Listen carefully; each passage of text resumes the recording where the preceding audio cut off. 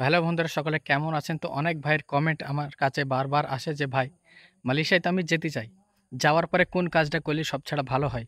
বীজ তেল দেওয়া নাকি সার দেওয়া, নাকি ছোট গাছে ফল কাটা নাকি বড় গাছে ফল কাটা? তো ভাই, সব কাজ এখানে হয়। তা বড় গাছে ফল কাটা যখন নতুন বেলায় খুবই সমস্যা হবে, কেননা গাছ অনেক বড় থাকে আর ফল থাকে অনেক ওপরে। আর যে নগাড়ে দিয়ে ফল কাটা হয়, সেই নগাটা কিন্তু অনেক বড় হয় আর অনেক ওজন হয়।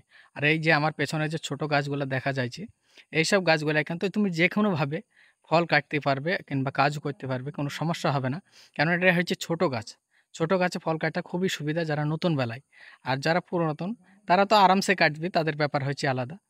আর এই মালয়েশিয়াতে আসার পরে কিছুদিন টাইম লাগবে কাজ শিখতে, যেটা তোমার ৩ থেকে ৪ দিন ট্রেনিং করাবে যে কেমন ফল কাটতে হবে, একটা ফলের কটা বিচি পড়লে তারপরে সেই ফলটা কাটা যাবে। আর লাল কালার হলে কাটা যাবে নাকি কিছু ফল বিচি পড়ে যাওয়ার পর তারপর কাটা হবে, সব কিছু।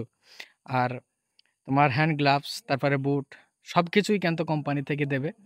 আর কিছু, কিছু কোম্পানি আছে কিন্তু বুট পর্যন্ত হয়তো নিজে, নিজে কিনতে হয়।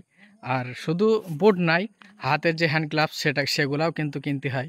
কিন্তু আমি যেখানে আছি এই জায়গায় কিন্তু এগুলো সবকিছুই হচ্ছে কোম্পানি দেয়। আমাকে কিছু কিনতে হয় না। এবারে তারপরেও আমরা কিছুদিন কিছু, কিছু জিনিস যেটা হ্যান্ড গ্লাভ যেটা হয় খুবই দাম কমে পাওয়া যায়।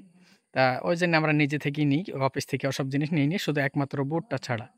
তা আসার পরে এইসব কাজগুলা যদি করতে পারেন তো মালয়েশিয়াতে, এই যে ছোট গাছ, এই গাছগুলো কাজ করলে কমসে কম ৫ থেকে ৪ থেকে ৫ বছর যদি কাজ করেন, তাহলে আর আপনাকে এই মালয়েশিয়াতে কিংবা বিদেশে যেতে হবে না। এমন এমন হারে ইনকাম হবে।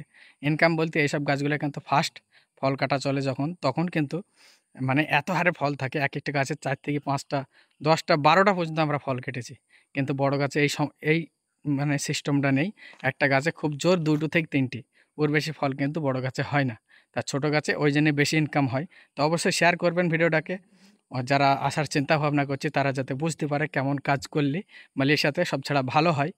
আর ভিডিওটা কেমন লাগলো অবশ্যই কমেন্টে জানাবেন। আর আপনাদের অসংখ্য ধন্যবাদ ভিডিওটা লাস্ট পর্যন্ত দেখার জন্যে। তো অবশ্যই পেজটাকে ফলো করবেন। ধন্যবাদ।